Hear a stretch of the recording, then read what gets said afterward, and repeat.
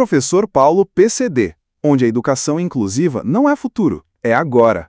E começa quando enxergamos o potencial de todos, mesmo além do que os olhos podem ver.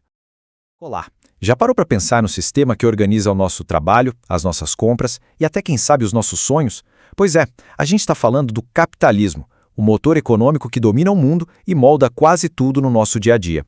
A ideia aqui é justamente essa: desmontar essa máquina complexa para a gente entender como ela funciona, de onde veio e para onde ela pode estar nos levando. O nosso roteiro vai ter 5 paradas. Primeiro, vamos definir o que é capitalismo, depois vamos analisar as peças-chave do sistema. Em seguida, a gente faz uma viagem pela história dele, entende os impactos na sociedade e, por fim, damos uma olhada em como ele se apresenta hoje. Vamos começar? Seção 1. O que é capitalismo? Então, para começar, vamos direto ao ponto. O que, afinal de contas, define esse motor da economia moderna? Olha, de forma bem direta, o capitalismo é aquele sistema econômico e social que se apoia em 3 pilares principais: a propriedade privada, a livre iniciativa e, claro, a busca pelo lucro. Na prática, isso quer dizer que pessoas e empresas competem entre si para produzir e vender coisas. E o grande objetivo de todo esse movimento é gerar riqueza. Seção 2. As peças do sistema. Beleza, agora que a gente já tem a definição básica, vamos mais fundo. É como se a gente fosse abrir o capô dessa máquina para entender as engrenagens que fazem tudo girar. Então, o que sustenta tudo isso? São basicamente 6 características-chave. E o mais interessante aqui é que elas não funcionam sozinhas, sabe? Uma coisa leva a outra, uma reforça a outra, criando um ciclo que mantém o sistema funcionando. Vamos focar em algumas das principais para ver como essa conexão acontece. Tudo começa com uma ideia central: a propriedade privada dos meios de produção. O que isso quer dizer? Que as ferramentas para gerar riqueza, como as fábricas, as terras, os bancos, tudo isso pertence a pessoas ou empresas, e não ao Estado. Esse é o ponto de partida de todo o resto. Ok, se a propriedade privada é a base, o lucro é o combustível. Ele é o grande objetivo da produção. E quem decide os preços ou quanto produzir não é um órgão central do governo, mas sim a dança constante entre a oferta de produtos e a procura por eles. É o que a gente chama de economia de mercado. E aqui vem um ponto fundamental. Nesse sistema, a própria força de trabalho das pessoas acaba se tornando uma mercadoria. As pessoas vendem seu tempo e suas habilidades em troca de um salário. E aí, com esse salário, elas voltam para o sistema, mas agora como consumidores, comprando os produtos e serviços que outros trabalhadores ajudaram a produzir. Seção 3. A jornada histórica, das caravelas à era digital.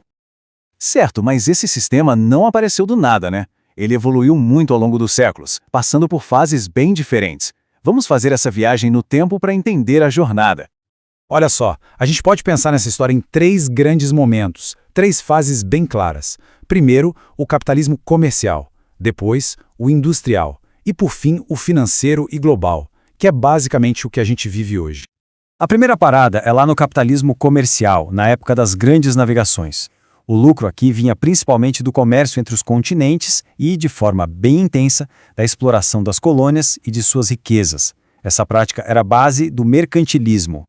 Aí o jogo vira completamente com a Revolução Industrial, que dá início ao capitalismo industrial.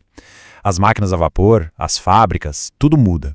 O foco do lucro sai do comércio e vai para a produção em massa de mercadorias. Foi a época em que as grandes cidades e a classe operária surgiram com força total. E isso nos traz para a fase atual, o capitalismo financeiro e global.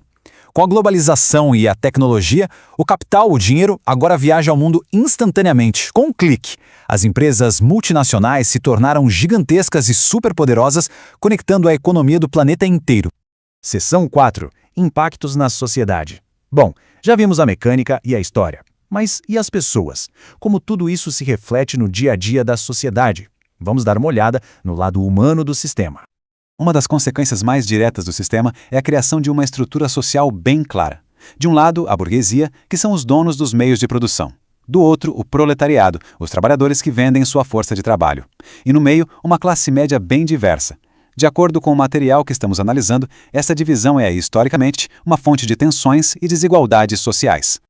E aqui a gente vê a grande dualidade do capitalismo. Por um lado, ele é uma força poderosa para a inovação, expande o comércio e aumenta o conforto material de muita gente. Por outro, ele também pode gerar muita desigualdade social, exploração, crises econômicas de tempos em tempos e um impacto ambiental pesado. É um sistema de muitos contrastes. Seção 5. O capitalismo hoje. E para fechar, vamos focar no agora. Como esse sistema funciona no nosso mundo superconectado e tecnológico do século XXI. Hoje, o capitalismo é, antes de tudo, digital. As economias estão completamente interligadas. A tecnologia da informação e a inteligência artificial são as grandes ferramentas da vez. O consumo é estimulado o tempo todo pelas redes sociais e olha só que interessante, uma coisa nova surgiu. Nossos dados e a nossa atenção se tornaram mercadorias extremamente valiosas. E toda essa jornada histórica nos deixa uma reflexão importantíssima, que a fonte que usamos resume muito bem. O desenvolvimento econômico precisa vir acompanhado de justiça social, ética e responsabilidade ambiental para que o progresso seja realmente coletivo. Ou seja, crescer por crescer apenas talvez não seja o suficiente.